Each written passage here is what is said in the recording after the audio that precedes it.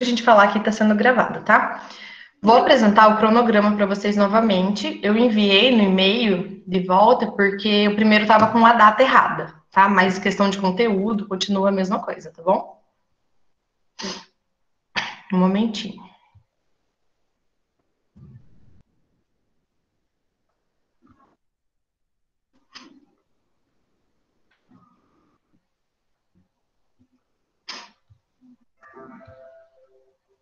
Vocês estão enxergando? Acho que uma pessoa pode me responder, sim? Tá.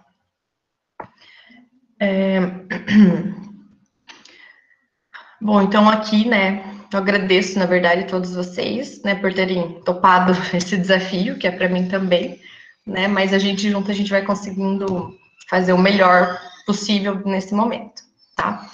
E perante também ó, a pandemia que a gente está passando, a gente precisa se reinventar, se adaptar um pouco, por mais que seja difícil, nunca vai ser igual uma aula presencial, mas eu acredito que seja um meio agora propício para que isso seja realizado, tá bom? Mas isso também vai depender, assim, do engajamento de vocês, acessarem as aulas, participarem quando eu fizer alguma pergunta. Então, mesmo que está sendo à distância, vou tentar não deixar parecendo que está só um vídeo, né? Como se vocês estivessem assistindo um vídeo. Então, assim, eu quero que vocês perguntem, a gente pode discutir algumas coisas. E a minha metodologia de aula vocês já conhecem, né? Desde o ano passado. E aqui à distância eu tento fazer um pouco dessa forma também. Então, sempre vou passar os slides, né, no começo da aula. E no segundo momento, a gente sempre vai fazer uma atividade aqui mesmo, tá? Então, não é atividade para casa, não é atividade para entregar outro dia, não. A gente vai discutir aqui. Às vezes pode ser um estudo de caso, hoje tem quiz, né, que você já conhece, vamos começar pelo básico. E eu também estou aberta a sugestões, né? Se fala assim, professora, a professora X de outra disciplina fez tal coisa, vamos fazer também? Vamos fazer? Tá? Eu também estou super aprendendo.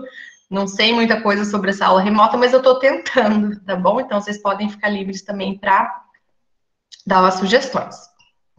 A metodologia, então, a gente já está aqui, né? Toda segunda e terça, às 10 da manhã. Não obrigatoriamente a aula vai terminar às 11h40, vai depender do conteúdo. Então, às vezes, pode terminar um pouquinho antes, ou passar 10 minutinhos, né? Mas até meio-dia aí termina. Mas geralmente, né, eu falo rápido, então às vezes as aulas vão acabar antes desse horário. Na chamada, eu vou fazer no final da aula, tá? Eu vou lançar no swap de vocês. Mas quem faltou ou não pôde vir por algum motivo, né? Ok, me manda um e-mail, tá? Tentem não mandar pelo WhatsApp, porque no WhatsApp, às vezes, eu abro a conversa e depois faço outra coisa, sabe como é que é? A gente esquece muitas vezes de responder ou de dar presença para a pessoa, enfim. Então, manda um e-mail para ficar registrado, né? Explica o que aconteceu e o que pode fazer. A minha sugestão é que, para todo mundo ganhar presença, quem faltar nas aulas faz a atividade que a gente fez aqui na aula mesmo. Então, a pessoa assiste o vídeo e no final da aula, se foi um quiz, ela responde as questões do quiz e me envia por e-mail, né? Só para assim, para eu certificar, não, realmente a pessoa estudou, então, ok, né? Posso dar presença para essa pessoa, tá? Aí não prejudica ninguém. E em relação às nossas aulas, então serão 4 semanas, tá? Hoje sobre assistência pré-operatória. Nas próximas 2 aulas sobre transoperatório, depois tipo de anestesia, a prevenção e controle de infecção do sítio cirúrgico, cirurgia segura, sala de recuperação pós-anestésica e o papel da enfermeira no centro cirúrgico, principalmente agora, né, com a Covid. Como que está o centro cirúrgico, como que estão as cirurgias, então tudo isso a gente consegue discutir, tá? Então são 4 semaninhas, vai passar super rápido. E no final de cada semana, ou seja, toda terça-feira, eu vou mandar um formulário para vocês no Google, para vocês responderem. Se vocês conseguiram aprender, se vocês tiveram acesso à internet, como que é a questão do computador na casa de vocês. Então é um questionário que não identifica o nome de ninguém e pergunta os pontos positivos das aulas, negativos, sugestões, porque daí para outra semana eu já consigo melhorar. Então, toda semana vai ter avaliação, né, dos conteúdos e da forma que a aula foi ministrada. E estou super aberta a sugestões também, tá bom? Então, é isso. Alguma dúvida em relação ao nosso cronograma, às nossas aulas? Podem responder ele no chat.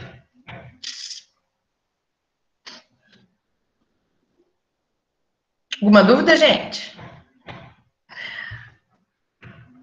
Estão me ouvindo? Não? Não. Então, tá bom. Ótimo.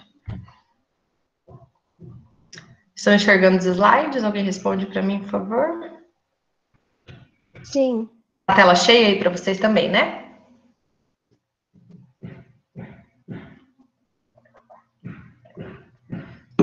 Bom, então vamos lá. Cuidado pré-operatório. Eu sei que eu já dei essa atividade, né, naquele primeiro momento em março, em relação ao cuidado pré-operatório. Vocês fizeram atividade, me mandaram um e-mail, tudo ok. Só que eu acho muito importante a gente retomar, porque o cuidado pré-operatório, ele evita vários tipos de complicações que podem acontecer no centro cirúrgico e com o paciente. Então, é importante, né, eu dar essa aula mesmo dessa forma, para que vocês consigam compreender melhor. Então, o período perioperatório, quando a gente fala em peri, a gente quer dizer um todo, ao redor, né? Então, perioperatório envolve 3 momentos, que é o pré-operatório, o trans ou intraoperatório e o pós-operatório. Então, pré é antes, né? Então, mas antes quanto? É desde o momento que o paciente opta pela cirurgia, né? Ou então ele é comunicado que ele precisa realmente operar, até o momento que ele é colocado na mesa de operação, lá na sala de cirurgia. Então, esse é o pré-operatório. Tudo que acontecer nesse momento, né, tem que tomar os cuidados de pré-operatório. O intra ou transoperatório é desde que colocou o paciente na mesa cirúrgica até ele ir para a sala de recuperação pós-anestésica. E o pós-operatório é quando ele entra na sala de recuperação pós-anestésica até o momento que ele recebe alta do cirurgião. Então, não é a alta do hospital. É depois que ele já saiu do hospital, ele foi no retorno com o cirurgião, aí o cirurgião falou assim, olha, a partir de agora você está de alta, não precisa mais vir consultar, né? Tá tudo bem. Então, aí sim, ele recebe alta e acaba, né, o pós-operatório, ok? Então, para que servem os cuidados pré-operatórios? Primeiro que ele vai otimizar as condições do paciente para a cirurgia, né? A cirurgia é um processo que tem anestesia, né? Ou seja, um monte de droga é infundida no paciente e vai ter a cirurgia em si. Vai cortar o paciente, vai retirar uma parte de um órgão, né? Ou implantar algo. Então, a gente precisa deixar esse paciente o mais saudável possível, o mais preparado possível. Outra coisa, é preciso identificar se o paciente tem algum distúrbio, né? Alguma doença, alguma patologia que vai prejudicar ou que requer um pouco mais de cuidado durante o trans e pós-operatório. Então, a gente tem que conhecer o nosso paciente. Então, ele é diabético, é hipertenso, já teve um infarto, tem alergia a algum medicamento. Então, tudo isso a gente precisa conhecer, né, para conseguir cuidar do paciente de forma adequada. Os cuidados pré-operatórios, eles são, alguns são gerais, que vão ser para todo tipo de cirurgia, e alguns depende do tipo de cirurgia. Então, por exemplo, o preparo intestinal, né, vai fazer a lavagem intestinal. Não são todos os pacientes que precisam. Se eu vou operar o olho, eu não preciso fazer um preparo intestinal. Diferente do paciente que vai fazer uma laparotomia, uma cirurgia na barriga, tá? Então, isso vai variar de paciente para paciente de acordo com o procedimento que vai ser feito. Você prepara também o paciente fisicamente, né? Então tem todos os cuidados, vai tomar banho, vai fazer jejum, só que também você prepara o psicológico. Esse cuidado pré-operatório, né, ele é orientado geralmente pelo cirurgião, mas o certo é que também ele tivesse uma consulta pré-operatória com o enfermeiro. O enfermeiro vai explicar como que o centro cirúrgico funciona, como ele entra lá no centro cirúrgico, a cirurgia já não está começando naquele momento, tem todo um preparo, depois tem a sala de recuperação pós-anestésica, então é importante informar o paciente o que vai acontecer lá dentro. Ele já está ansioso, está nervoso, nunca fez uma cirurgia, ou já, mas ele fica bastante ansioso, então esse preparo psicológico também é importante. E orientar o paciente e a família sobre o que o paciente tem, a cirurgia que vai fazer, quais são as complicações e qual que vai ser a grande vantagem dessa cirurgia, tá? Então, o paciente precisa ser informado disso. Professora, tem que falar para o paciente que ele pode morrer? Tem que ser falado tudo, né? Mas com sutileza, delicadeza, porque também não é assim, ok? Você tem que falar que, ó, pode ter algumas complicações. No termo de consentimento que ele assina, geralmente isso bem detalhado. Então, deixa para ele ler o termo de consentimento, né? Com a palavra morte, pode ficar paraplégico lá no termo de consentimento. Mas você fala que tem risco sim, como qualquer outra coisa na vida, né? Como atravessar uma rua. né? Mas que todos os cuidados são tomados, né? Que a gente fica monitorando o paciente o tempo todo. Então, é importante falar isso também, né? Não pode assustar o paciente, mas também não pode deixar ele leigo, digamos assim, sem algumas informações. Então, a visita pré-operatória, ela deveria ser realizada pelo enfermeiro do centro cirúrgico, né? Porém, geralmente o centro cirúrgico é muito corrido, tem muita cirurgia, o enfermeiro não consegue sair de lá para ir fazer visita pré-operatória para todos os pacientes. Então, o correto seria ter uma enfermeira só de pré-operatório, né? Que ela faz a visita pré, depois faz a visita pós e, quando der, acompanha o paciente na cirurgia. Isso seria o ideal. Mas como que eu fazia quando eu trabalhava no hospital? A gente fazia visita pré-operatória para os pacientes de cirurgias mais complexas, ou quando a enfermeira ligava para a gente falando que o paciente estava muito nervoso. Não, o paciente está muito nervoso, então vem aqui conversar com ele para ver se acalma um pouco. Então aí sim a gente conseguia fazer essa visita. Mas então geralmente era para paciente da cirurgia cardíaca, né? Porque era a cirurgia mais complexa que a gente tinha. Então, quando acabava o meu plantão, eu entrava às 2 da tarde, trabalhar, e saía às 8 da noite. Então, às 8 da noite, eu ia fazer visita pré-operatória nesse paciente da cardíaca, né? Geralmente levava 30 minutos, 40 minutos, aí ok, né? Para outro dia ele estava preparado, e eu passava o plantão ali no centro cirúrgico, né? Para dar alguma informação importante. Então, para que é importante essa visita pré-operatória? Por que deveria ter esse enfermeiro, né, fazendo só isso? Para orientar todos os cuidados que o paciente tem que fazer, né? Claro que a enfermeira do setor vai se atentar a isso também, mas é importante que o enfermeiro explique o porquê do cuidado.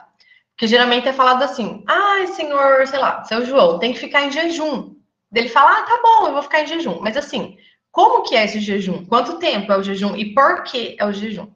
O paciente, ele às vezes costuma furar o jejum bebendo água, comendo alguma coisa escondido, isso pode acontecer, né? Porque o paciente fala assim, ah, não, ninguém vai saber.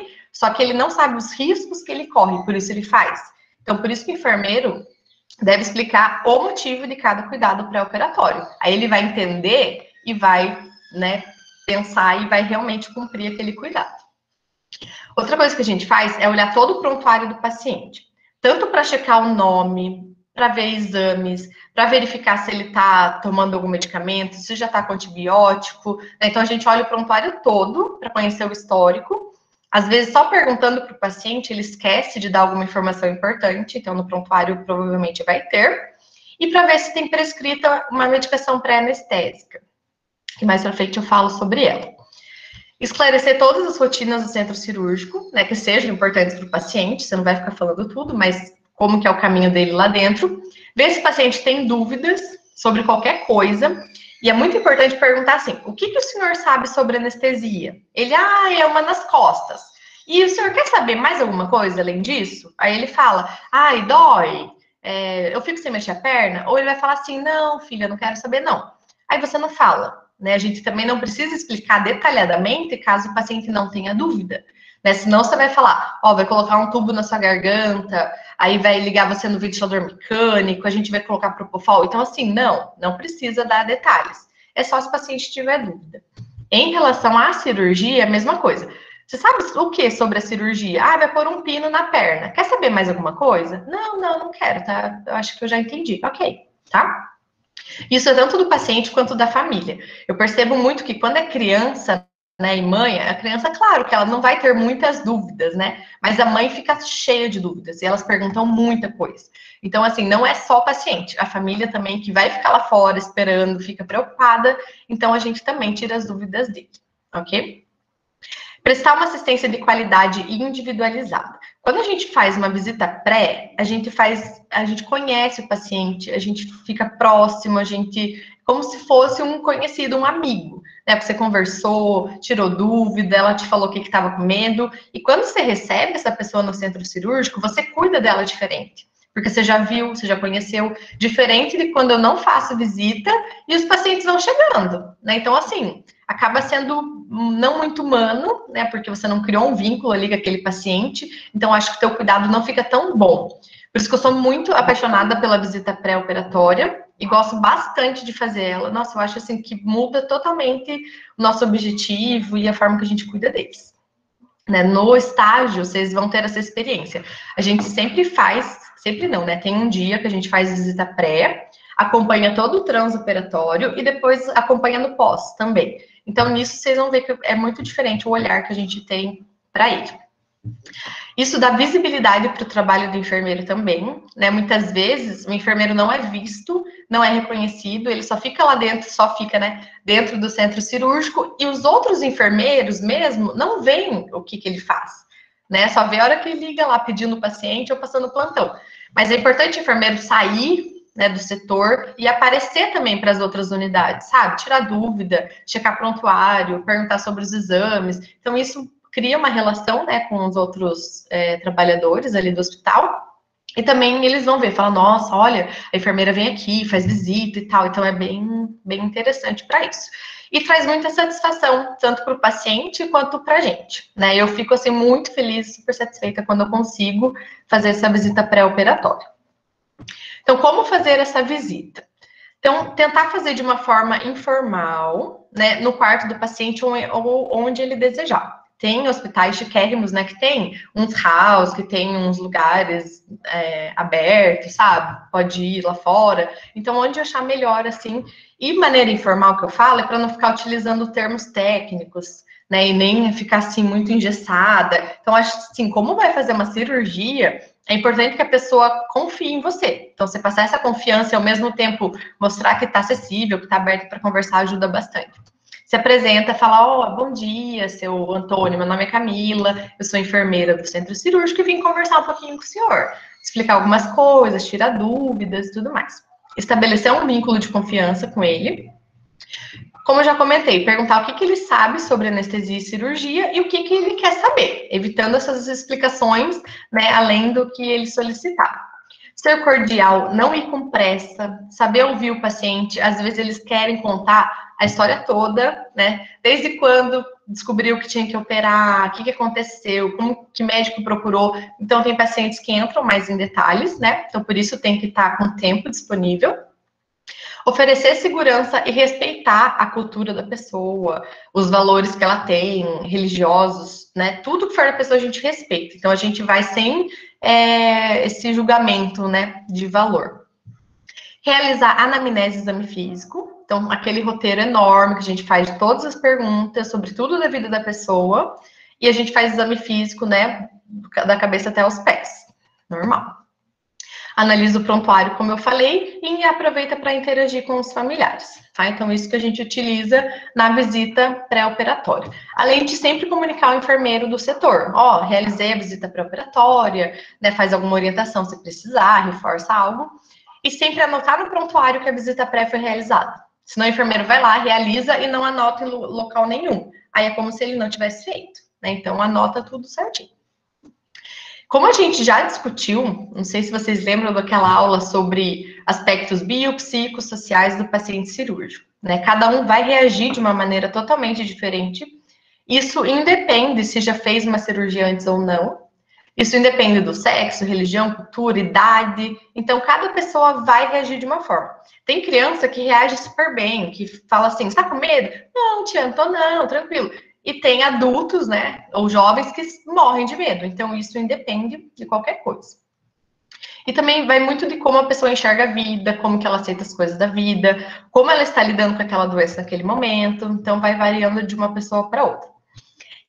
E a ansiedade, ela está presente na maioria dos casos. Muito difícil encontrar um paciente que não esteja ansioso antes da cirurgia, né? É um tema super pesquisado, porque é uma resposta que a pessoa tem antes de passar por algo que ela desconhece. Então, quando a gente não conhece, aquilo se torna um monstro na nossa vida, né? A partir do momento que a gente entra no centro cirúrgico, passa por um processo, a gente entende melhor, aquilo vai reduzindo, né, a nossa ansiedade, o nosso medo. E eles têm medo em relação a quê? Medo do desconhecido, por ser um setor bem fechado. Medo da morte, claro, é o maior. Medo da anestesia, mais do que da cirurgia. Então, vocês vão ver que eles sempre falam, eu tenho medo da anestesia, né? Por quê? Porque é o momento que a pessoa perde autonomia sobre as suas funções e até sobre a sua consciência. Anestesia geral causa inconsciência, amnésia, sedação. Então, o paciente, ele como se ele entregasse a vida dele na mão do anestesista. E é isso que acontece, tá? Tem medo de ficar com alguma deformidade, de dar alguma complicação. A imagem corporal da pessoa, né, vai ter um corte, vai ficar uma cicatriz, às vezes vai retirar um seio, então isso vai influenciar depois na imagem. O período de trabalho que a pessoa perde, quem fica com os filhos em casa, como que vai ficar a questão financeira, né? Então tudo isso vem na cabeça da pessoa, tá? Com razão, não tiro, eu acho isso importante, mas o enfermeiro ele vem para sanar essas dúvidas e tentar acalmar esse paciente.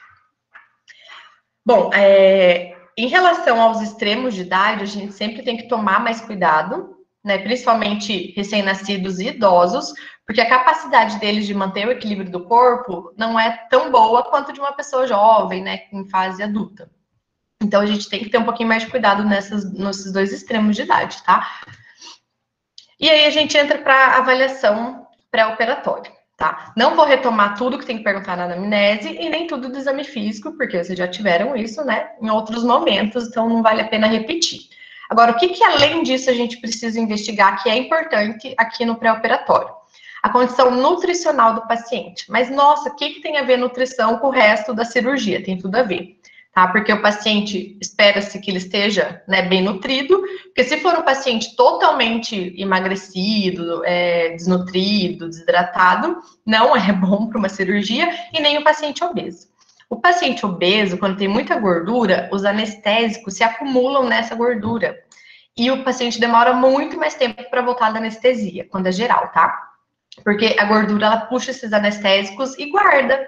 Aí depois a pessoa acordou, voltou da anestesia geral, aí a gordura começa a liberar o anestésico de volta na corrente sanguínea. Aí o paciente volta para anestesia, tá? Então é bem perigoso um paciente mais obeso, tem que tomar mais cuidado.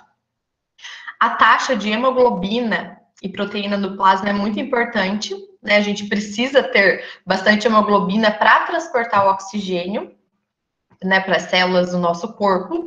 A questão do volume sanguíneo tem que estar adequado, porque vai ter muita perda. A quantidade de água e eletrólitos tem que estar equilibrada. As vitaminas que vão ajudar, a vitamina C e B, né, na imunidade do paciente, que também se entrar algum micro-organismo, né, algo assim, a imunidade do paciente tem que estar adequada.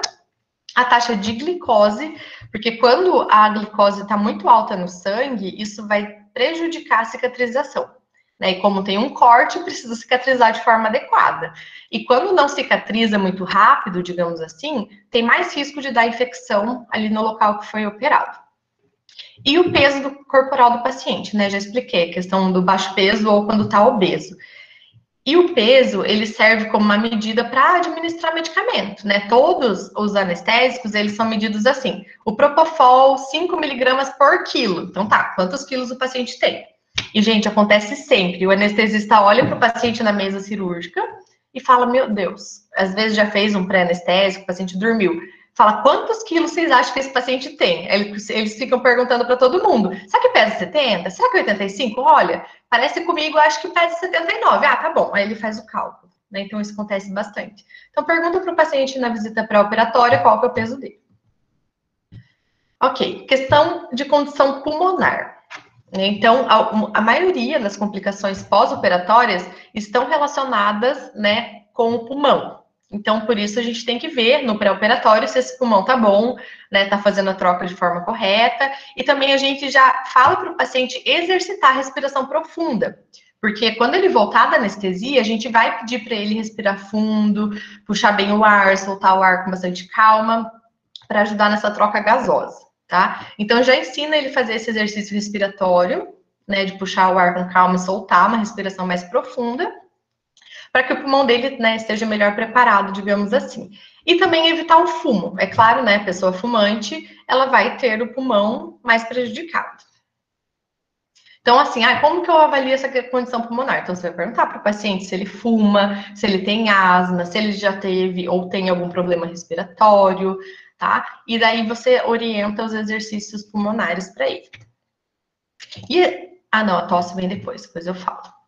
Condição cardiovascular, uma das mais importantes, né? Justamente, né, por causa do coração e dos vasos e porque vai ter uma perda sanguínea considerável. Então, por isso, tudo tem que estar funcionando de forma estável. A gente precisa que esteja normal para manter o equilíbrio do corpo e também para conseguir cicatrizar esse corte depois. Vai transportar todos os nutrientes e os gases, né? É por meio do sangue, dos vasos sanguíneos. É o que vai fazer manter a pressão sanguínea estável ou não. Então, todo paciente tem alteração da pressão depois que é anestesiado. Quando faz a hack, que é nas costas, a pressão cai na hora, né? Porque como relaxa todos os músculos da perna, diminui o retorno venoso para o coração. Então, a pressão cai.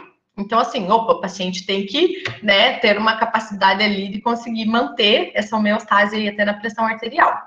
Claro que se cai muito, a gente faz medicamento, né? Mas é importante que mantenha certo. Igual um paciente hipertenso. Se ele já chegar no pré-operatório, no centro cirúrgico hipertenso, tem que controlar a primeira pressão e depois submeter ele à anestesia e à cirurgia. Então, tanto a pressão sanguínea, o pulso também, né, frequência cardíaca, vocês vão ver na aula de anestesia que todos os anestésicos, ou a maioria, alteram frequência cardíaca, ou para mais ou para menos. O ponto-chave aqui é avaliar a coagulação e o hemograma do paciente. Então, pega o exame de sangue para verificar a quantidade de células vermelhas, principalmente hemoglobina. Se o paciente tiver com menos hemoglobina, esse transporte de oxigênio não vai ser tão efetivo. Verifica as células brancas, tá? Para ver se ele está com infecção, né? Algo assim. E verificar plaquetas, porque plaqueta faz coagulação. Um paciente que está com a plaqueta baixa não pode ser submetido a uma cirurgia, né? Senão vai ter uma hemorragia lá, vai dar um choque, vai morrer, né? Então tem que tomar cuidado.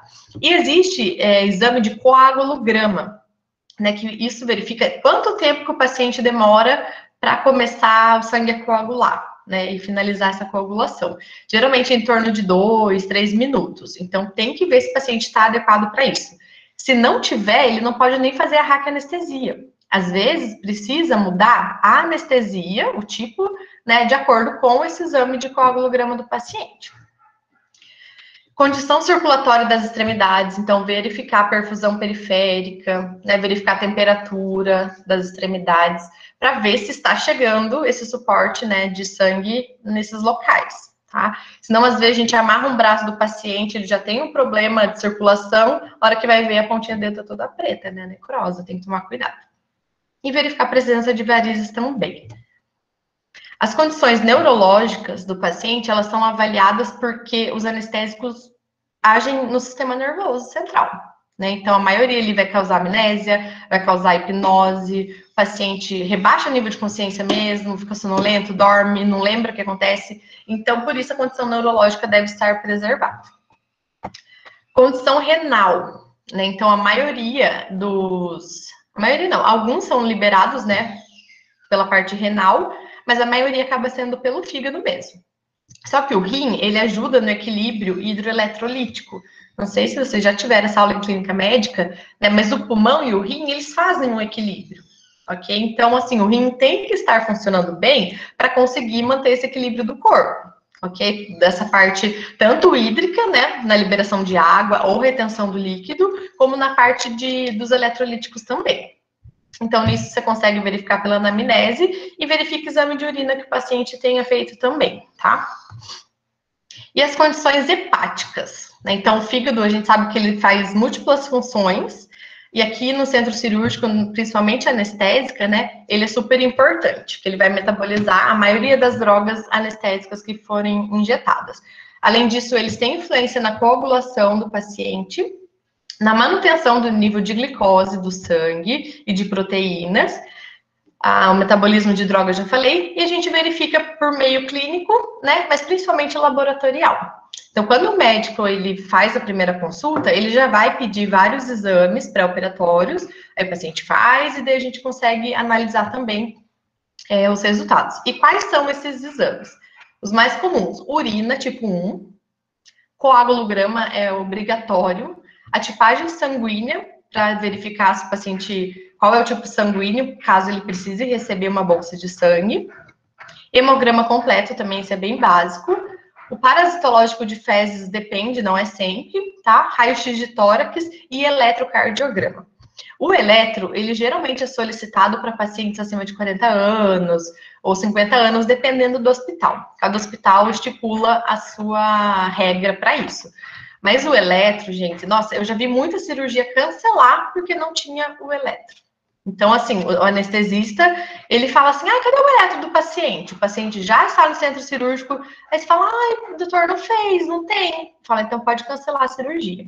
Então, assim, chegou, vai fazer visita pré, já vê se o paciente tem eletro, se não tem, já pede para fazer, tá? Porque daí dá tempo, né? Imagina cancelar a cirurgia, o paciente já ficou em jejum, né? Já fez todos os preparos e tem que cancelar, sabe? Não é certo, né? Com o paciente. Ok, então depois de todas essas avaliações, né, que a gente fez do paciente, nós vamos orientar os cuidados. Aqui vem separado em cuidados mediatos, que são de 24 a 48 horas antes da cirurgia, e tem os imediatos, que é feito assim: o paciente vai para o centro cirúrgico, então 1 hora antes, 2 horas antes, ele já é realizado.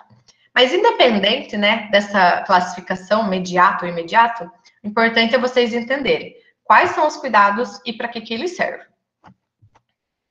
Então, o primeiro cuidado que a gente tem que ter é a autorização para a cirurgia. Nenhum paciente pode entrar no centro cirúrgico sem ter assinado o termo. Quando ele assina o termo, o paciente ele se responsabiliza e ele assina que ele fala assim: eu sei dos riscos, eu sei dos benefícios e eu optei por fazer essa cirurgia. Alguns termos vêm escrito assim, que em caso de emergência, eu autorizo que todos os procedimentos sejam feitos. Então, assim, é um aval que a gente tem do paciente para poder cuidar dele, certo? Isso não significa que, se acontecer alguma complicação, se tiver um erro médico, erro da enfermagem, que a gente não vai responder por esse erro, não é isso, né? Mas é um termo que o paciente, né, a gente fica amparado legalmente de que o paciente sabia dos riscos que ele poderia correr. Então, se é um risco que foge do nosso controle, aí sim o paciente que, né, está responsável por ele. Então, assim, foi numa visita pré-operatória, já verifica se o termo está assinado. Pergunta para o paciente, você assinou a autorização para a cirurgia? E se não assinou, você pega o papel e leva lá e faz ele assinar. Faz não, né? Você explica certinho, mas você pede para ele assinar. Em relação ao fumo, vocês já devem ter ouvido falar que o paciente precisa parar de fumar um tempo antes da cirurgia. Quanto tempo antes? É relativo. Primeiro que quem fuma vai ser muito difícil parar de fumar. A não ser aquela pessoa que fuma só final de semana, que fuma só quando bebe, né? Então, essa pessoa talvez ela consiga, diferente daquela pessoa, né, que fuma 2 maços por dia e tudo mais. Mas o correto seria de 30 dias a 60 dias antes da cirurgia. Qual que é o grande problema do cigarro? Pela questão respiratória, né, que prejudica porque aumenta a quantidade de secreção pulmonar, e também por causa da nicotina. A nicotina, ela faz vasoconstrição, e por fazer isso, ela diminui a circulação no tecido, principalmente naquela área que vai ser cortada, que precisa ali do sangue, de nutrientes para cicatrizar. Isso vai prejudicar a cicatrização e isso pode causar uma infecção. Então, a nicotina, ela faz tudo isso pelo processo de vasoconstrição que ocorre. Tá? Então, por isso a gente pede para o paciente parar de fumar. Não consegue ficar um mês sem fumar. Tá, e 1 semana, e 2 semanas. Então, a gente tenta reduzir ao máximo esses dias que a pessoa, né, vai fumar antes da cirurgia. Se não conseguir parar de fumar, então vamos reduzir a quantidade? Então, acho que toda negociação com o paciente ela é válida, tá? Se ele não vai fazer o ideal, então vamos buscar, assim, algo menos pior, né? Que vai prejudicar um pouquinho menos. Então, olha, em vez de fumar 20 cigarros, consegue fumar 10? Consegue ficar 2 dias antes da cirurgia, ou 1 sem fumar? Então, a gente tenta diminuir isso, tá? Bom, em relação à tosse, a gente tem que avisar o paciente lá no pré-operatório que depois ele vai querer tossir, principalmente se for uma anestesia geral, né? Às vezes por causa do pulmão, fica com alguma secreção e ele vai querer tossir. Então, só para orientar ele, para ele colocar a mão em cima do corte cirúrgico, no pós-operatório, quando ele for tossir, porque eles ficam com muito medo de abrir os pontos, né? E realmente, dependendo da força e o local que é a cirurgia, tem que tomar cuidado sim. Então, por isso eu falo, ó, é importante tossir, é para tossir, né? Não é para evitar, mas então coloca a mão sobre os pontos, segura, aperta e daí tosse, tá bom?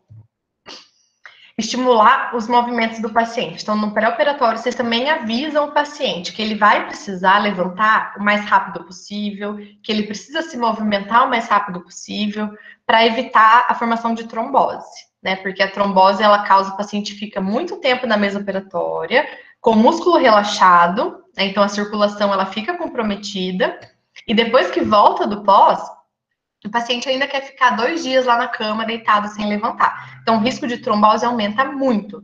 Então, por isso, você já vai avisar o paciente que ele precisa mexer a perna, mexe o braço, levanta assim que possível, né? Dá umas andadinhas ali no corredor do hospital e volta. Porque ele não pode ficar totalmente imóvel. Para evitar isso, existem também as botas pneumáticas, né? Que são umas botinhas mesmo, que coloca até a panturrilha do paciente. Ela é ligada na tomada e ela fica enchendo de ar e apertando a perna do paciente e soltando. Então, na cirurgia inteira, aperta e solta. Então, essa bota pneumática, ela é usada tanto no transoperatório quanto no pós para evitar a formação de trombose. Mas não é todo hospital que tem, né? Porque é uma botinha cara, mas ela é super eficaz, né, para evitar isso. O preparo intestinal, né, que é para fazer a lavagem mesmo, só vai precisar se for feita uma cirurgia no intestino ou na região abdominal, que pode ter o risco de perfurar esse intestino, né, justamente para não vazar fezes dentro da cavidade abdominal. Então, e para reduzir também o máximo possível, né, ali de secreção e de contaminação. Então, por isso que tem que fazer esse preparo. Antigamente, eles faziam quase que para todo mundo, né, mas agora a gente sabe que já não precisa, certo? Peso e altura do paciente, como eu já comentei, precisa se saber o peso, principalmente para medir a quantidade de anestésico. Quem é responsável por isso, claro que é o anestesista, né? Mas é importante, poxa, a gente já fez a visita pré, então já pega o peso, já pega a altura do paciente, calcula o IMC para ver se ele é sobrepeso, obeso, se está no peso ideal, e o anestesista, né, vai usar esse peso para essa informação que eu falei para vocês. Em relação à tipagem sanguínea, né, também é importante o enfermeiro saber qual cirurgia tem mais risco de sangrar. Né, a gente já sabe, poxa, uma cirurgia cardíaca tem que ter tipagem sanguínea, não dá para fazer sem. Né? Então, quem pede a tipagem sanguínea, claro que é o médico, mas a gente pode falar, doutor, ó, você pede uma tipagem, já vamos deixar certo, já vamos fazer uma reserva de sangue. Então, tudo que o enfermeiro ele faz pensando no que pode acontecer, é melhor. Porque, gente, o que acontece de estar no meio da cirurgia e daí sim ter que colher sangue, aí sim mandar para fazer tipagem, aí sim reservar sangue, esperar o tempo certo, né, para eles conseguirem deixar o sangue na temperatura ambiente, mandar para o hospital. Então, assim, isso tudo é trabalho que vai para o enfermeiro. Né? Na hora do pega ali, você tem 8 salas de cirurgia, e daí precisa fazer tipagem sanguínea, precisa correr atrás disso, liga lá no banco de sangue, eles vêm buscar amostra. Então, assim, é um trabalho constante. Né? Então, se faz isso antes, a gente evita, né, tudo isso. E é muito mais seguro para o paciente.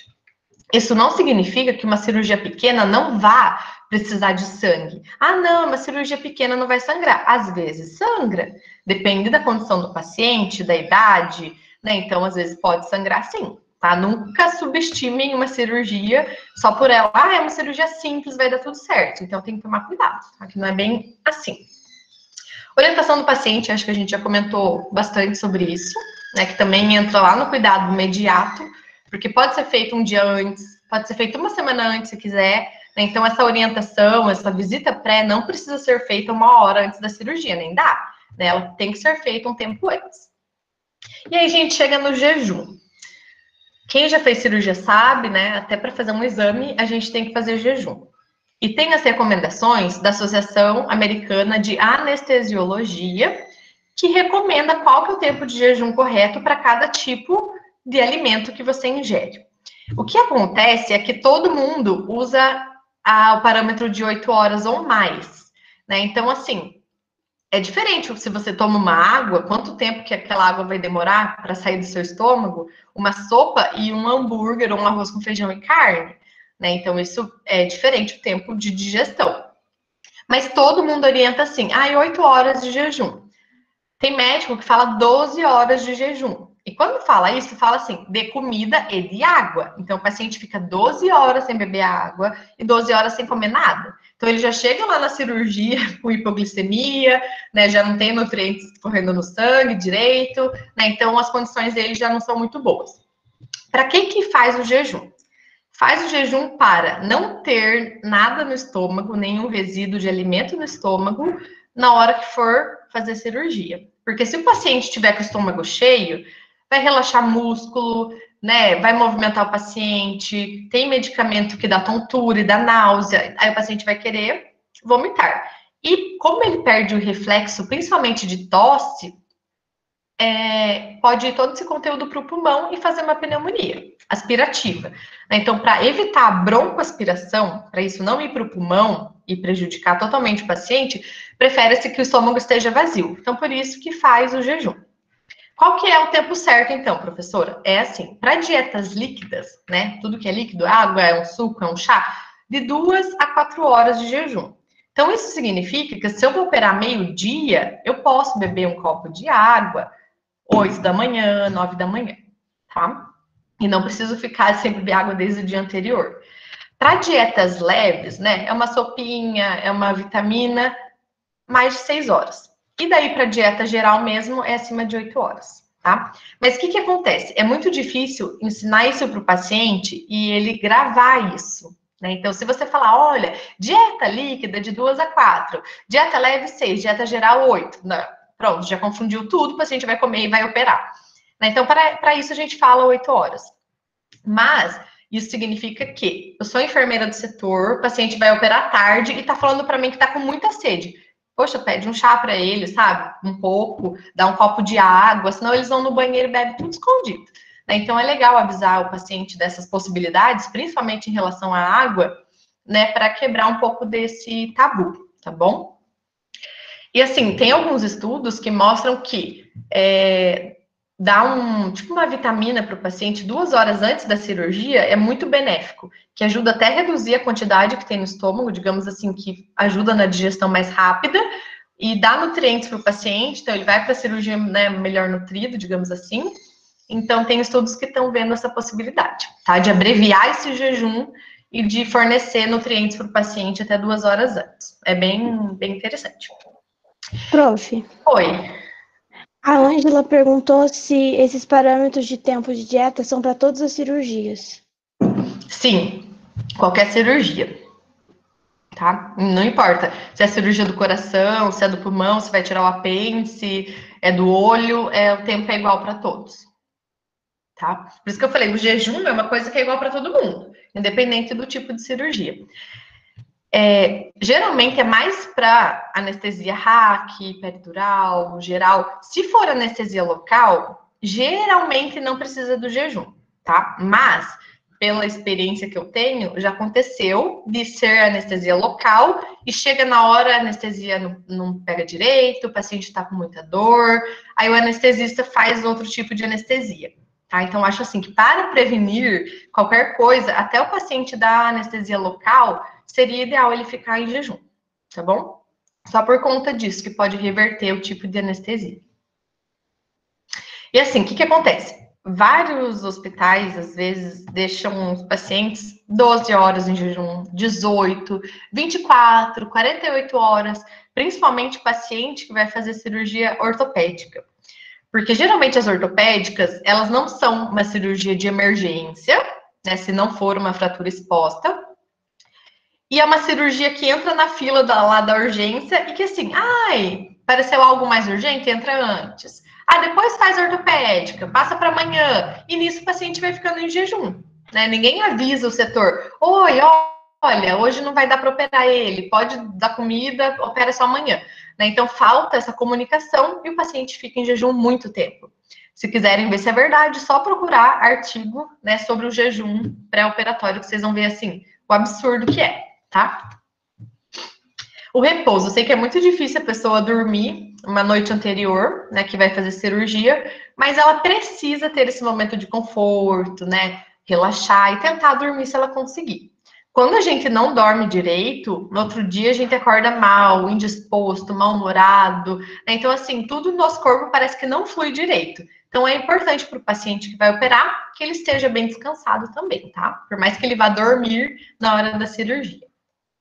Então, são esses os cuidados, né? 1 dia, 2 dias antes da cirurgia. E agora a gente entra naqueles que são feitos bem no momento antes de enviar o paciente ao centro cirúrgico. Então, higiene corporal. O paciente tem que tomar banho para operar, tá? Por que ele tem que tomar banho? O nosso corpo, a gente tem a microbiota residente, né, que vive na nossa pele, que é normal, todo mundo tem, e nós temos a microbiota transitória, que a gente pega em cima das coisas, a gente visita um parente, dá um abraço, e aquilo vai ficando na gente. Então, essa transitória precisa ser removida. E com água e sabão, né, geralmente quando a gente toma banho, a gente consegue remover essas bactérias aí, micro-organismos extras. Aí só fica o que é nosso mesmo, tá? Então, para tirar toda a sujidade e remover o máximo possível de micro-organismos antes de ir para a cirurgia, para evitar a infecção do sítio cirúrgico.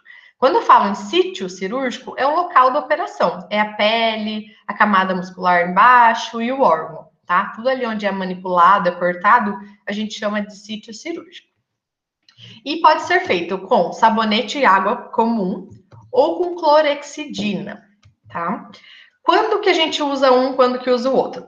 Paciente com cirurgia normal, que não vai implantar nada, né? Não vai pôr uma prótese, não vai pôr um pino, água e sabão já é o suficiente. Agora, cirurgias que vão colocar implantes ou próteses, precisam tomar banho com a clorexidina degermante. A clorexidina, ela retira também uma grande parte, claro que não tudo, né? Porque a nossa pele nunca vai ficar estéril, mas retira a maior parte dos micro-organismos residentes que moram na gente, tá? Então, em caso de implantes, toma banho com clorexidina. Quanto tempo antes desse banho tem que ser tomado? Ao meu ver, né, e o que faz sentido é que seja bem antes da cirurgia, 1 hora antes, 2 horas antes. Mas o que eu vejo que acontece bastante é que o paciente toma banho de manhã, 6 da manhã, e opera meio-dia. Eu acho assim que é um intervalo muito grande, né, entre o banho e entre a cirurgia, tá? Apesar que lá no centro cirúrgico a gente vai lavar a região que vai ser operada de novo com clorexidina, mas mesmo assim é importante que o paciente esteja o mais limpo possível.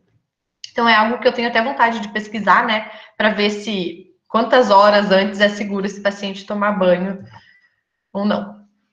Prótese dentária. Todo mundo que usa dentadura ou que tem um dente que sai, que é móvel, né, que dá para puxar e tirar, precisa ser retirado. Por quê? Paciente que vai ser entubado para anestesia geral, ele é entubado pela boca, né, e coloca o laringoscópio, que é um aparelho de metal, super grosseiro, e às vezes pode quebrar o dente, tá? Ou a dentadura, na hora que vai entubar, cai a dentadura, daí já atrapalha também na intubação. Ou mesmo quando não é anestesia geral, às vezes é hack nas costas. O que acontece? Às vezes o paciente está lá respirando, sonolento, a dentadura cai, já obstrui as vias aéreas, tá? Então, por isso, não pode entrar com dentadura. E já aconteceu muito também, paciente de entrar com dentadura, aí a gente tira, põe na luva, geralmente, né, para não pegar nela, pega a luva, encapa, e depois joga no lixo sem querer. Ah, uma luva aqui, joga no lixo, e uma prótese é muito cara, né? Não sai por menos de 2 mil, 3 mil, 4 mil, 5 mil reais ou até mais. E daí o que acontece? A equipe de enfermagem tem que rachar para pagar a prótese do paciente, sem falar que ele fica sem dente um tempo. Então, assim, nem pensar, tá? Esbarrou na porta do centro cirúrgico, pergunta, o senhor usa dentadura? Né, tem algum dente móvel que sai? Imagina se for um dente que sai, o perigo disso, né, ir para o pulmão. Então, Deus me livre, tá, gente? Tem que cuidar muito mesmo. E quebrar um dente da prótese também é bem comum de acontecer. Até às vezes dente do paciente, a hora que vai entubar, pode acontecer de quebrar, né? Imagina da prótese. Aí a gente tem que pagar, obviamente. Isso não entra no termo de consentimento, tá bom? Bom, em relação à maquiagem, esmalte, lente de contato. Vamos primeiro para a maquiagem. Ai, professora, eu vou ganhar bebê, cesárea, quero ir toda maquiada. Posso? Pode, né? Mas o ideal é que o paciente não esteja de maquiagem para a gente conseguir ver a cor da pele e principalmente a cor da boca, né? Então a gente não indica ir de batom para o centro cirúrgico. Se o paciente começa a ficar cianótico, começa pela boca ficar roxa. E se tá com um batom desse, a gente não vai enxergar, né? Então, por esse motivo, para enxergar a cor da pele, dos lábios, a gente orienta que não use maquiagem. Mas claro, né, gente? Poxa, é gestante, vai gravar o bebê nascendo, né? Eu acho que em alguns casos a gente pode, né, liberar, mas tomar cuidado e daí verificar daí as pontas dos dedos, né? Para a gente verificar cianose em outros lugares. A questão do esmalte, antigamente, né? Eu fico até brava que todo centro cirúrgico tem acetona e algodão. Porque a gente coloca o oxímetro, né, geralmente nesse dedo, e tem oxímetro quando é mais antigo, que ele pode dar alteração na oximetria do paciente. Então, por isso, o paciente já chegava lá, eles já tiravam só essa unha, só o esmalte de uma unha, e colocava o oxímetro, tá? Aí o paciente ia embora com 4 unhas pintadas e uma sem. E eu acho bem sacanagem fazer isso, né? E hoje em dia, eu não vejo essa necessidade, e tem alguns artigos que mostram, né, eles fizeram um teste com várias cores de esmalte e colocava oxímetro nos esmaltes. E dava alteração, assim, de no máximo 1%. Como assim? Então, o paciente que estava saturando 99% caiu para 98%. Assim, 1% vai mudar o mundo? Não, né? 1% está tudo ok. Porque o paciente que está respirando mal, né, com a saturação baixa, vai estar 88, e 88 para 89 é a mesma coisa, você vai tomar o mesmo cuidado, né, vai colocar um oxigênio para ele. Então, por isso, eu acredito que não precisa retirar o esmalte. Mas, claro que você vai ter que testar o oxímetro de onde você trabalha para ver se dá alteração ou não, tá? Se Deus quiser, não vai dar. Lente de contato. Óculos não pode, tá? Pelo mesmo motivo da joia, que eu já falo, mas a lente de contato, ela pode ressecar dentro do olho. Quando faz medicamento anestésico, né, às vezes diminui essa lubrificação dos olhos e resseca. Aí resseca a lente, aí pode grudar no olho e o paciente pode ficar cego. Já aconteceu, né, de paciente perder a visão por causa de lente de contato ou simplesmente por deixar o olho do paciente um pouquinho aberto na hora da cirurgia com anestesia geral e ressecou a mucosa. Porque quando a gente pisca, a gente está lubrificando os nossos olhos, além de proteger também de, né, de poeira e tudo mais. Mas por conta disso, o paciente pode ficar cego. Né? Então, anestesia geral, a gente passa uma pomada dentro dos olhos e fecha os 2 olhos com micropor, justamente para evitar esse ressecamento. E com lente de contato piorou, tá? Eu, por exemplo, uso lente de contato. Se ninguém me pergunta, eu esqueço, eu nem lembro que eu uso lente, gente, porque eu nem tiro, na verdade. Então, eu vou para o centro cirúrgico, opero, a hora que vejo, estou lá com a minha lente ressecada, tá bom? Então, por isso, tem que perguntar sempre se usa lente e que precisa retirar, senão pode perder a visão. Eu acho que nessas horas, tanto do jejum, a lente de contato e das joias, tem que dar uma assustadinha no paciente, tá bom? Porque é bem perigoso.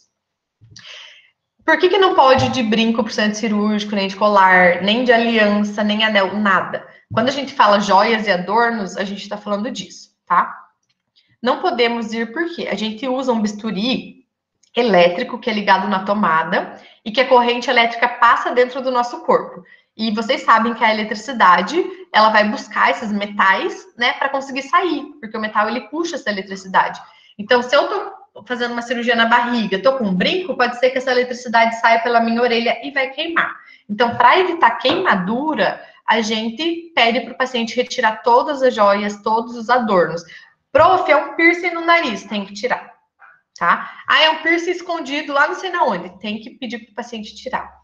Porque depois causa queimadura, vai ser pior, né? Quantas e quantas vezes a gente já pegou alicate da cirurgia ortopédica para arrancar piercing de nariz? Ai, não sai, não sai, não sai. E a gente ficava lá, ó, 1 hora até conseguir tirar o piercing, né, para conseguir operar. Mesma coisa aliança. Tem gente que pôs aliança e nunca tirou. Aí deu uma engordada, uma inchadinha e a aliança não sai do dedo. A gente tem uma técnica maravilhosa com barbante, né, que a gente vai apertando o dedinho com barbante, enrolando, e daí a aliança sai. Então, a gente desenvolve algumas habilidades dessa forma, tá? Porque realmente não pode.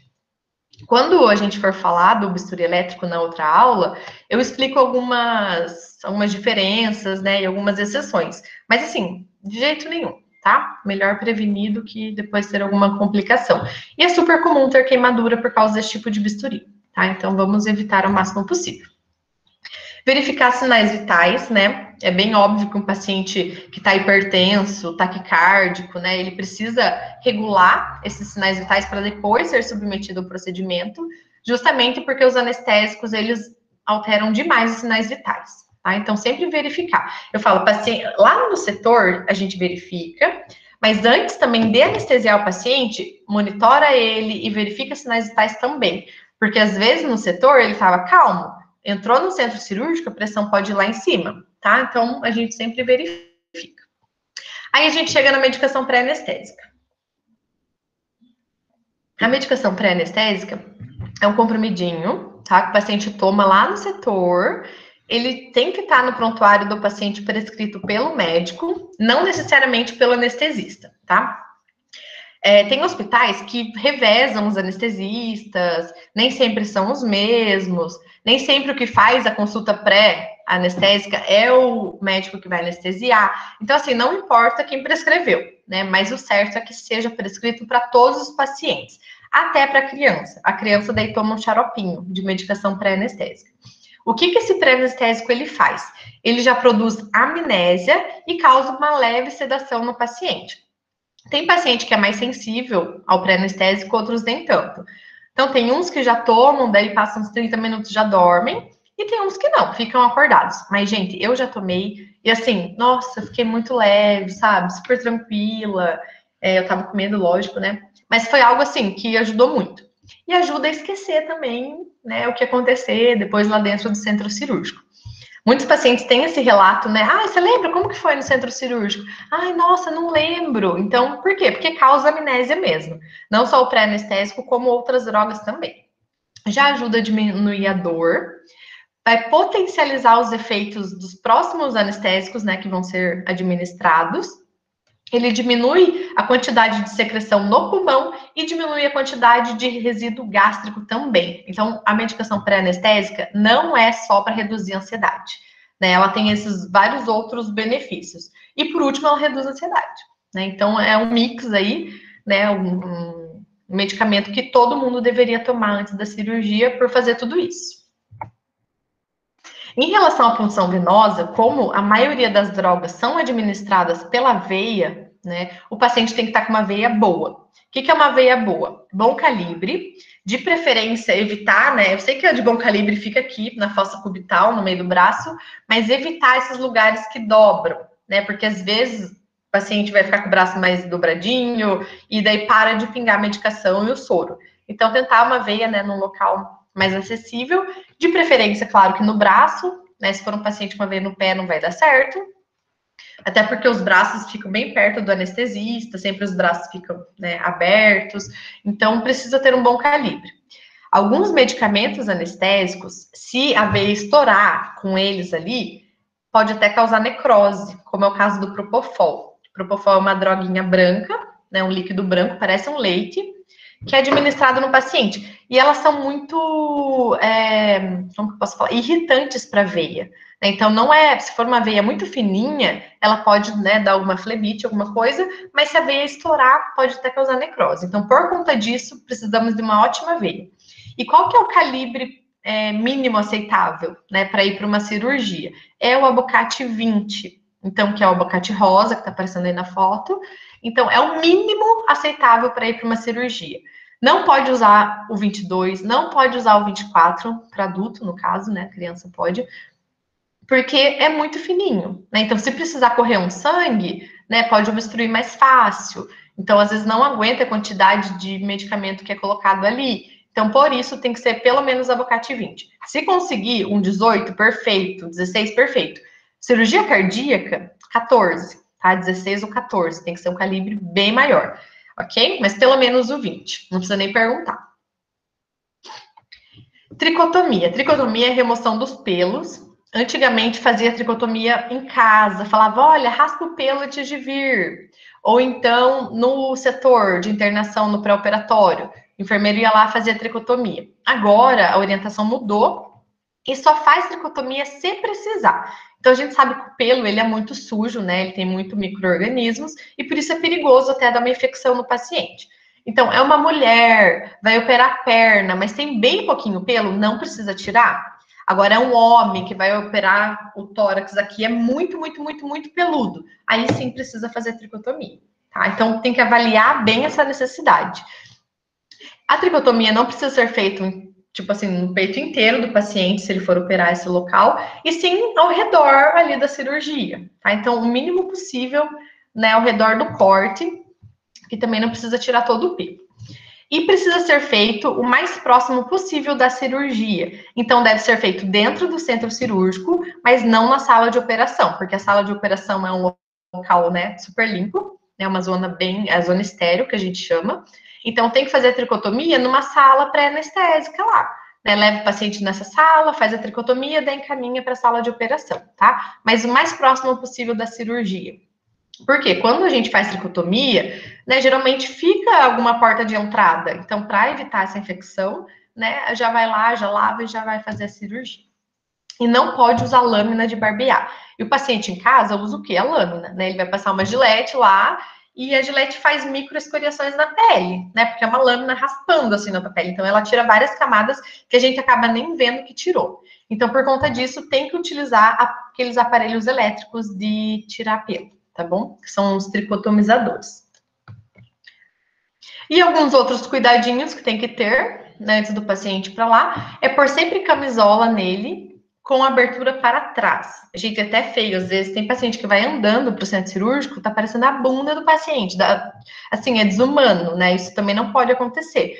O certo é que ele fosse na maca, mas nem todos vão. Então, assim, tampa, põe uma fita ali para tampar, porque a camisola é inteira aberta atrás, ela é só amarradinha. Né, mas a abertura é para as costas, justamente porque algumas anestesias são feitas nas costas. Então, se o paciente vai com ela aberta para frente, aí tem que deixar ele todo sem a camisola, então dificulta um pouco esse processo. Já coloca a touca e já coloca um propé, se for necessário, tá? O propé é caso o paciente vá andando, ele vai pisar no chão, senão não precisa.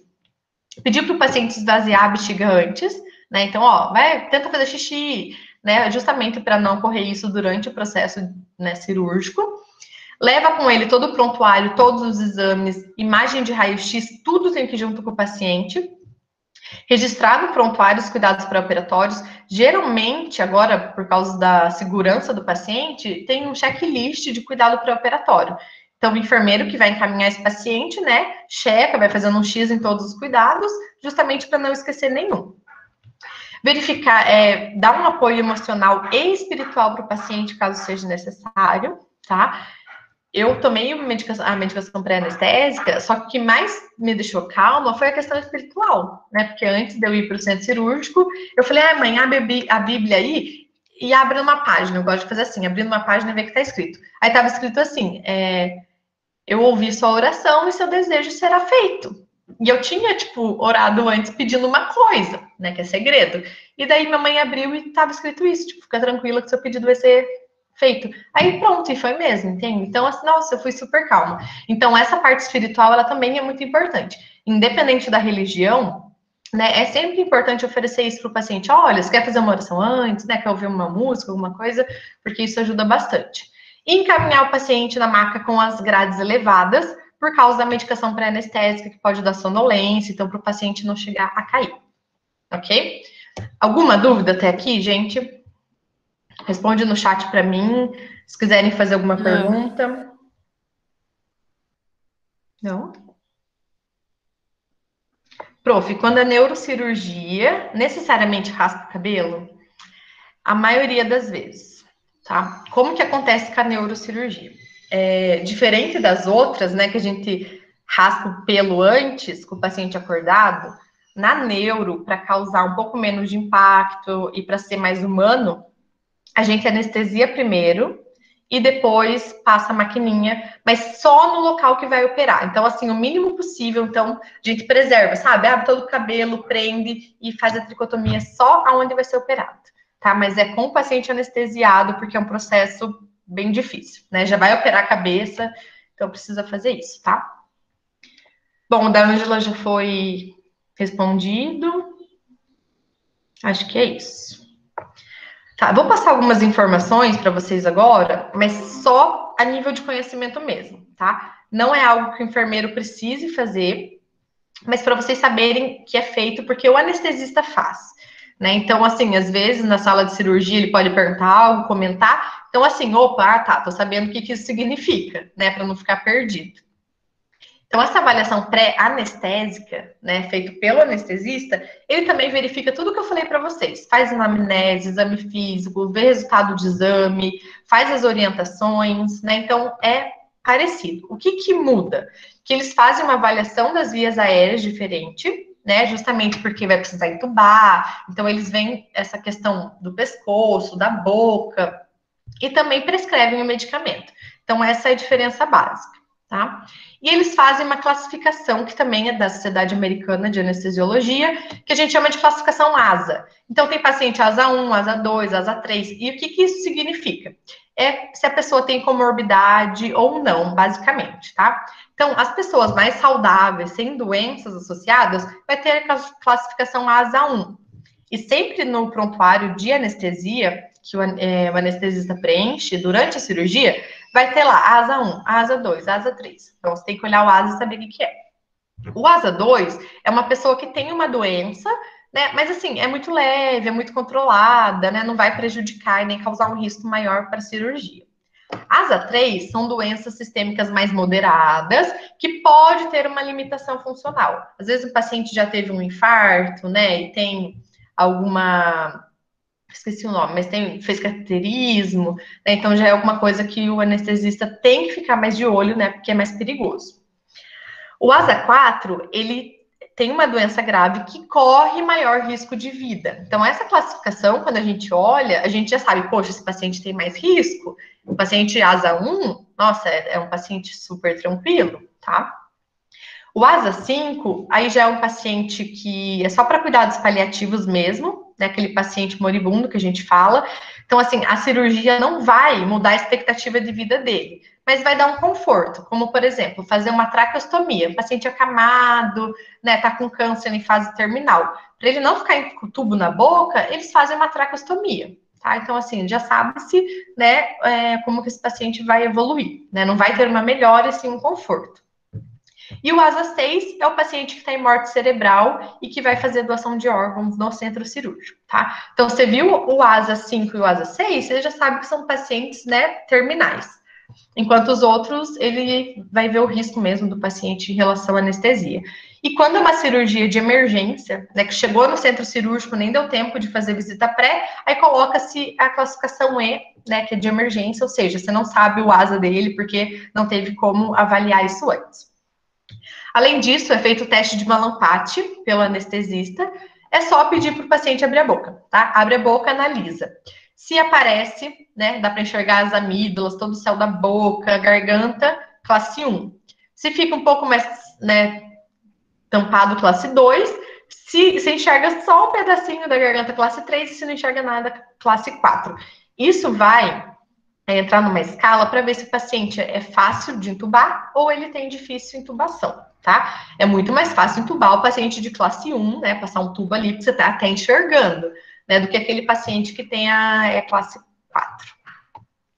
Outra medida, nossa, estourou a imagem aqui, é a distância, né, do mento com a tireoide. Então, eles também veem essa distância, medem, né? Se for acima de 5 centímetros, é mais fácil entubar o paciente, e o paciente que tem esse pescoço mais curto acaba sendo um pouco mais difícil. Também é medido a questão aqui, né, do externo, né, bem no começo do externo, com o mento. Então, também mede acima de 12 centímetros e meio, também é mais fácil de ser entubado. E a distância entre os dentes, porque quando vai entubar, coloca, né, um aparelho para abrir e conseguir enxergar a garganta, mas se a boca abrir mais, vai ajudar, vai ser mais fácil de passar o tubo e passar o aparelho por ali, ok? Então, a gente mede a distância entre os dois dentes, né, com a boca aberta, de cima e de baixo. Se for maior do que 3,5 centímetros, também ajuda na hora da intubação. E existe essa outra escala aqui, que avalia vários parâmetros. Então, ó, o peso, por exemplo, ela vai influenciar, quanto mais pesado, mais obeso o paciente for, mais difícil de intubar. O movimento que o paciente consegue fazer com o pescoço também, se é mais de 90 graus ou menos. A movimentação da mandíbula, tá? Se o paciente tem retrognatismo, né, quando é mais para frente o dente, ou protusão dentária, quando o dente é mais saltadinho. Então, tudo isso vai dificultar a intubação. Então, tem toda a pontuação e daí soma-se esses pontos. tá? Então, se tiver 4 pontos ou mais, é considerado um paciente de intubação difícil. Vocês vão ver que no checklist da cirurgia segura, a gente pergunta, doutor, o paciente é de difícil intubação? E ele vai ter analisado tudo isso para te falar sim ou não. Certo? Então, só para vocês saberem que existe essa avaliação pelo anestesista também. Essas são as referências. Já falei que a que eu mais uso é a da SOBEC, né, que é a Sociedade Brasileira de Enfermeiros e Centro Cirúrgico, e tem todos os seus resultados, né, suas diretrizes baseadas em protocolos internacionais. Então, é o que eu mais sigo, né, para estudar por ele. Eu tenho esse livro, eu não sei com quem que tá, eu acho que eu emprestei para alguém. Infelizmente, ele não tem versão online, se tivesse eu mandava, né, mas vocês podem utilizar outras fontes também para pesquisar, ok? Alguma dúvida? Deixa eu dar uma olhadinha aqui. Alguém quer perguntar alguma coisa? Podemos ir para o nosso quiz para finalizar? Gente, vocês sabem como que o quiz funciona, né? Então, eu vou colocar aqui. Eu já testei antes com outra turma, então eu sei que ele funciona à distância. Cada um vai entrar do seu celular, tá? Então, mesmo que você tá na aula pelo celular, né? Vai lá no Google, digita o kahoot.it. Vou digitar aqui para vocês. .it. E daí vai pedir um número para vocês, eu vou passar um número e vocês colocam o nome de vocês. Assim que todo mundo entrar, a gente começa. E quem ganhar, eu vou ficar muito feliz, vai receber parabéns, tá bom? Mas é só para a gente fixar um pouquinho do nosso conteúdo.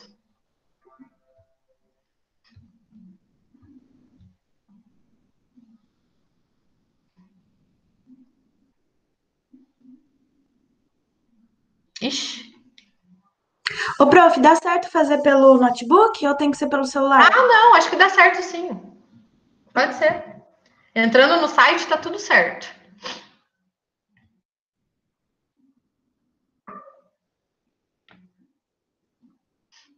Ó, esse é o número do PIN e depois é para pôr o nome de vocês, tá? Às vezes entra alguém com esse número aí, em vez de colocar o nome, coloca o número do PIN de novo, não precisa, tá? Só uma vez, tá bom.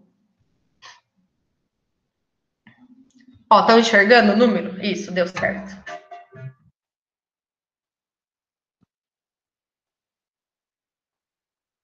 Posso de som.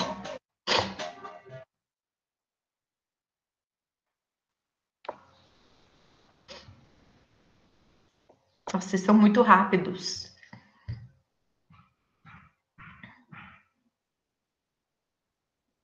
Opa, deixa eu deixar lá, senão a pessoa não sabe entrar. —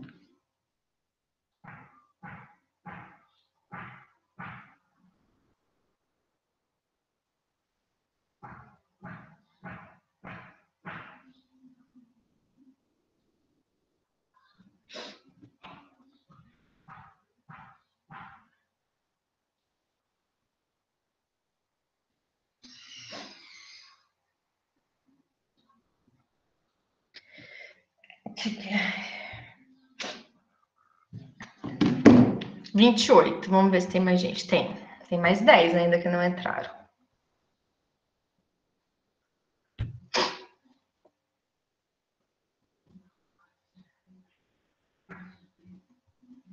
Que legal.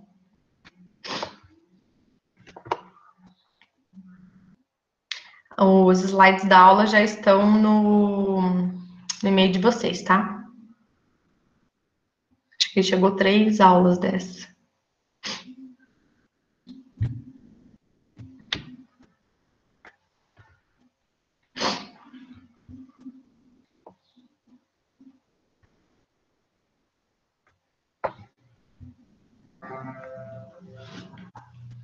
Faltam 10 ainda, gente. Vamos lá.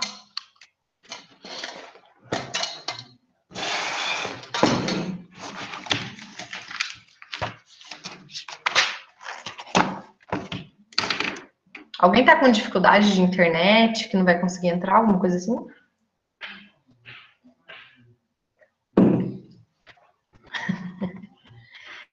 Quem que pôs o número do PIN no nome aqui, ó? 40, 42, 77.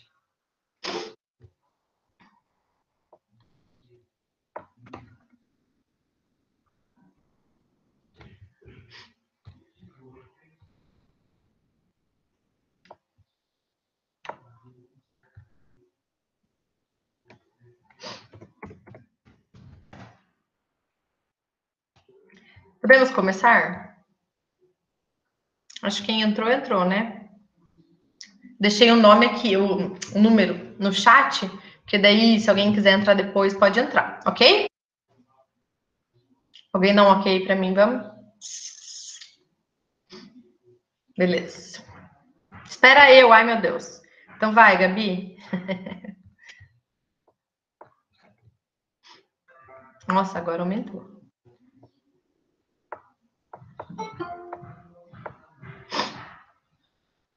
Se a Gabi conseguiu entrar. Nossa.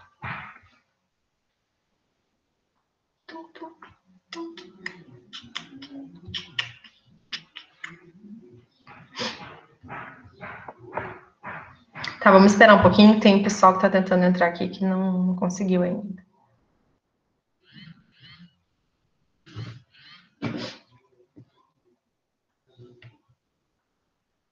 Quem não conseguir participar, tudo bem, tá? Vai respondendo mentalmente mesmo, só para treinar um pouquinho. E vocês sabem que pode cair, né, no meio. Então, às vezes, a pessoa responde 5 perguntas, não consegue continuar, que às vezes trava. Então, a gente sabe da limitação desse jogo também, tá? Mas não tem problema. O importante é acompanhar aqui. E só para reforçar, quem faltou na aula, quem não conseguiu entrar hoje, precisa responder essas questões do quiz para mim, tá? Então, pode ser no Word, no papel, depois manda uma foto, do jeito que achar melhor. Mas tem que mandar no meu e-mail, tá bom? Daí ganha presença. Foi, ok. A Gabi conseguiu entrar? Gabriela Roque? Vamos ver se ela tá aqui.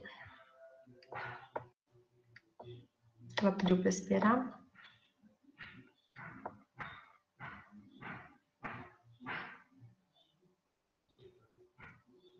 Gabi Matos. Aí, deu. Gente, então vamos começar.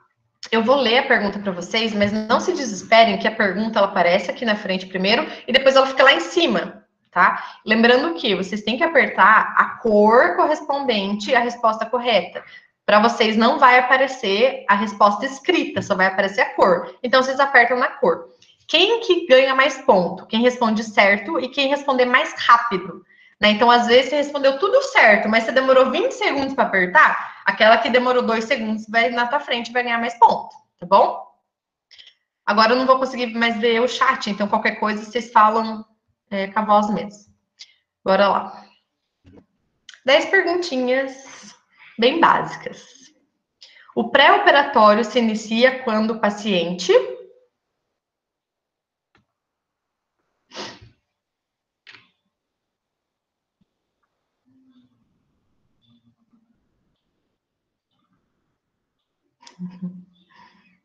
Vocês têm 20 segundos, tá? O tempinho fica aparecendo na bolinha roxa ali. Acabou o tempo. Decide fazer cirurgia. Né? Então, começa quando o paciente fica sabendo que ele tem que operar ou ele quer operar. Tá? Não é a hora que ele interna, não é a hora que ele é colocado na mesa de operação. A maioria acertou, parabéns. E a Bia está em primeiro lugar.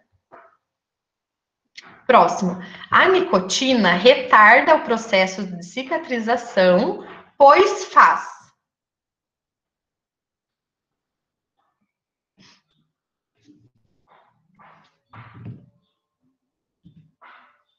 Vai, gente, 7 segundos. Nem todo mundo está conseguindo apertar, eu acho. Vasoconstrição. Nicotina, gente, diminui o vaso, né? O vaso que tá maior assim, ele vai fazer constrição, vai fechar. Por isso que vai dificultar a circulação, dificultar a cicatrização, podendo até causar uma infecção ou até necrose, né? Então é vasoconstrição. E faz mal ao paciente, lógico, né? Mas falando de cicatrização é por conta disso. Bia, Giovana, Juliendre, Ângela e Gabi Roque. Por isso que a Gabi Roque queria entrar, né? Tá na frente. Peso e altura são parâmetros necessários para realizar o cálculo da dosagem de anestésico. Verdadeiro, aperta azul. Falso, aperta vermelho. Nossa. Boa.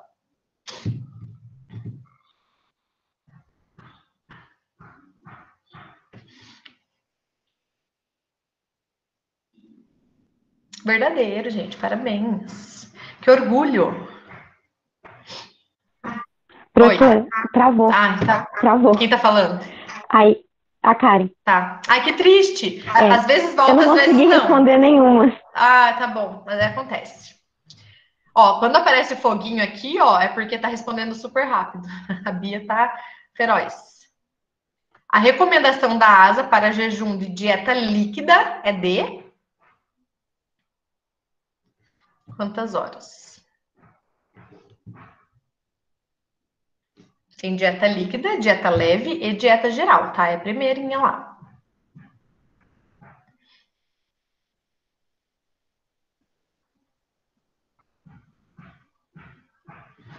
Muito bom, de 2 a 4 horas. Né? Então, beber uma água, beber um suquinho, beber uma coca, de 2 a 4 horas para fazer a digestão e sair do estômago. Bia na frente. Ó, a Marina foi a que respondeu mais rápido agora. Próximo. O banho pré-operatório é indicado para reduzir os micro-organismos da pele e evitar a infecção do sítio cirúrgico. Verdadeiro ou falso? Nossa. Podia ser 5 segundos nessa. Gente do céu.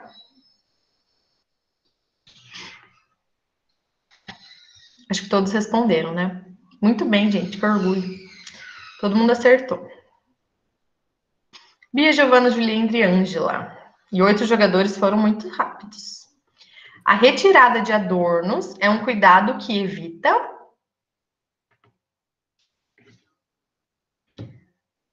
Adornos são as joias, tá?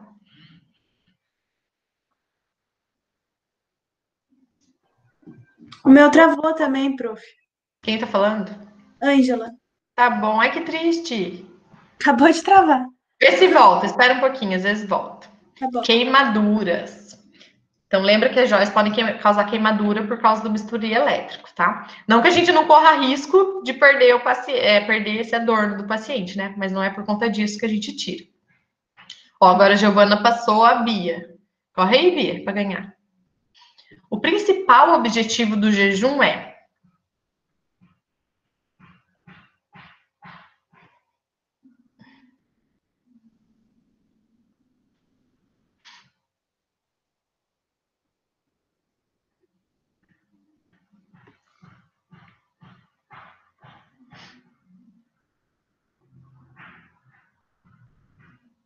evitar a broncoaspiração do conteúdo gástrico. Perfeito.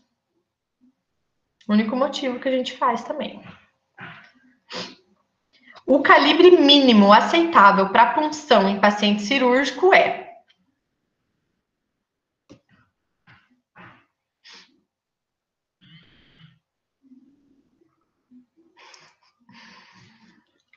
Vamos ver.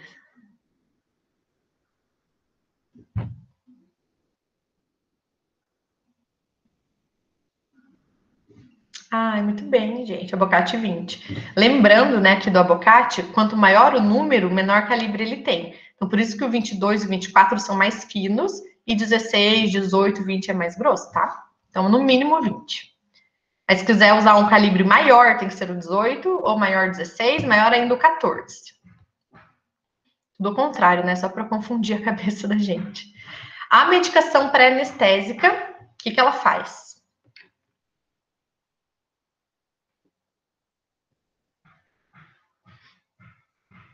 Vamos.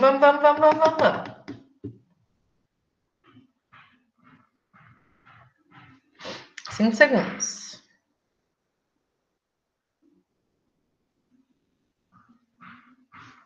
Meu Deus do céu. Todas as respostas estão corretas, tá bom? Então ela faz tudo isso, né? Geralmente as pessoas tendem, vocês não fizeram isso, mas geralmente fala mais para reduzir a ansiedade, né? Mas não, ele faz tudo isso. Reduz a ansiedade, aumenta o efeito do anestésico, diminui o conteúdo gástrico, diminui secreção respiratória e produz amnésia e sedação. Perfeito. Foi pegadinha essa. Bom, vamos para a última e ver quem vai ganhar. A Giovana está na frente, depois a Juliendre, Paola e Karina. A tricotomia deve ser realizada em qual momento? Quando necessária, né?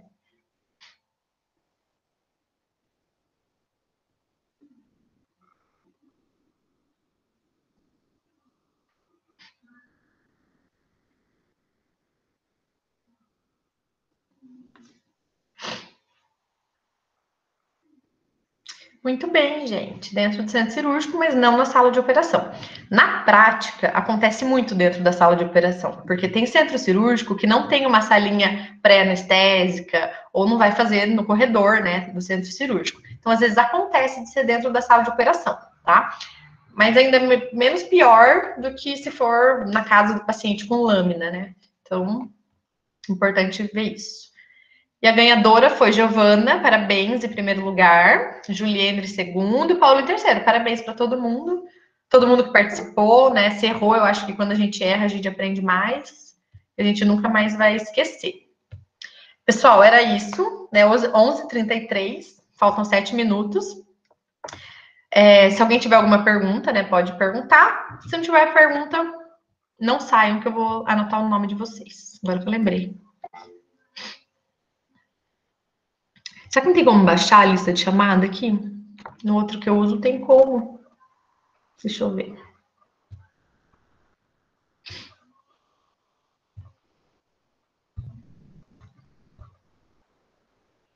Tela cheia, ativar, usar o telefone. Não tem. Ó, quando eu for falando o nome, que eu vou anotando, daí você já pode ir saindo, tá? Aline Carvalho. E se mais alguém às vezes entrou e não tá agora, aí vocês me ajudam também a lembrar, tá? Ana Beatriz. Ok. Ana Laura. Ângela. Beatriz. Bruna. Bruna Azuma. Bruna Oliveira. Emanuela. Fernanda, Gabi Diniz, Gabi Matos, cadê a Gabriela Roque? Giovana, Yara, Iris, Isabelle, Juliane, Juliendre, Karen, Karina, Larissa Monteiro, Lohana, Maria Eduarda, Maria Júlia, Marina, Maila, nossa, quanto nome com M? Munize, Natália, Paola, Rafa SM, Rafaele, Renata, Thalissa, Vitória, Armelin, Vitória Inácio, Wesley e só. Gente, mais alguém? Deixa eu ver aqui no chat. Obrigada, muito legal. A aula vai ser disponibilizada, sim, a gravação. Os slides já estão no e-mail. Geralmente eu posto no YouTube, eu tenho um canal no YouTube de aulas, então eu posto lá, envio o link para a Fernanda, tá? Ela envia para vocês. Só vou descobrir aqui como é que baixa essa aula e daí eu já mando, tá bom? Aí assistem por lá.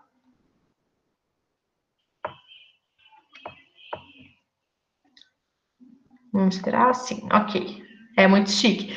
Não esqueçam de curtir, tá? Deixa seu like, se inscreve no canal para eu ter seguidores. Não esqueçam. Gente, muito obrigada mesmo, assim. Valeu. Obrigada pela participação. Beijos, saudades de dar aula presencial, mas tudo bem. Obrigada, gente. Até amanhã às 10, no mesmo local.